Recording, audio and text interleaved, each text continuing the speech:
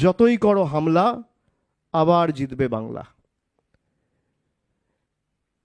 এই কর্মসূচিকে সামনে রেখে আগামী 1 মাস আমি রাস্তায় থাকব। 2 জানুয়ারি থেকে বিভিন্ন জেলায় আমি নিজে যাব। সেখানে আমার কিছু কর্মসূচি থাকবে, জনসভা থাকবে, রোড শো থাকবে, কিছু কমিউনিটি ইন্টারাকশন থাকবে। যেমন আমি 2 তারিখ দক্ষিণ 24 পরগনা বারুইপুর থেকে সভা শুরু করব। তার পরের দিন আমি উত্তরে জলপাইগুড়ি আলিপুরদুয়ার নিয়ে চা বাগানের শ্রমিকদের নিয়ে একটা ইন্টারাকশন করব, একটা আলোচনা সভা বা একটা সভা তাদের সাথে করব।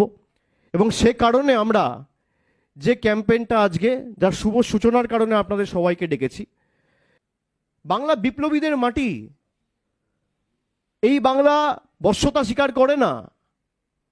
আপনি এত চেষ্টা করেছেন, আমি একের পর এক যদি উদাহরণ আপনাদের দিই, আপনারা দেখবেন সেই 19 সাল থেকে ঈশ্বরচন্দ্র বিদ্যাসাগরের মূর্তি ভাঙা থেকে, আমাদের মনীষীদের অপমান করা থেকে, একদিকে কুচবিহারের পঞ্চানন বর্মাকে পঞ্চানন বর্মন বলা, রবীন্দ্রনাথ ঠাকুরের জন্মস্থানকে না জেনে বলে দেওয়া বিশ্বভারতী, স্বামী বিবেকানন্দকে বামপন্থী প্রোডাক্ট বলা, বঙ্কিমচন্দ্র চট্টোপাধ্যায়কে বঙ্কিম দা বলা,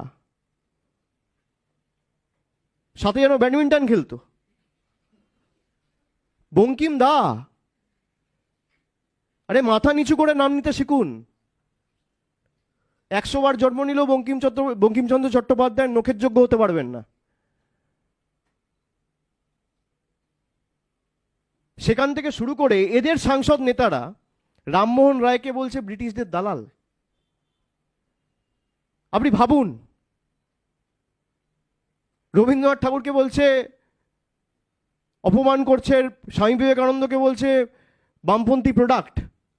এই একের পর এক শয়ে শয়ে উদাহরণ রয়েছে। বাংলাকে বলছে বাংলা বলে কোনো ভাষাই নেই, বাংলাদেশি ল্যাঙ্গুয়েজ। বহাল তো বিয়েতে পদে রয়েছে, আসেন এখনো, তাদের বিরুদ্ধে কোনো ব্যবস্থা নেওয়া হয়নি। বাংলায় কথা বললেই বলে দেওয়া হচ্ছে বাংলাদেশি। এরকম হাজার হাজার ঘটনা গত 6 মাসে ঘটেছে। আপনাদের সময়সীমায় 31 তারিখ বেঁধে দিয়ে আসবো, আর আপনাদের কত গায়ের জোর আপনারা প্রয়োগ করুন। 2019-এও করেছেন, 2021-এও করেছেন, 2024-এও করেছেন, 2026-এও আপনাদের দেখাবো বাংলার ক্ষমতা কি।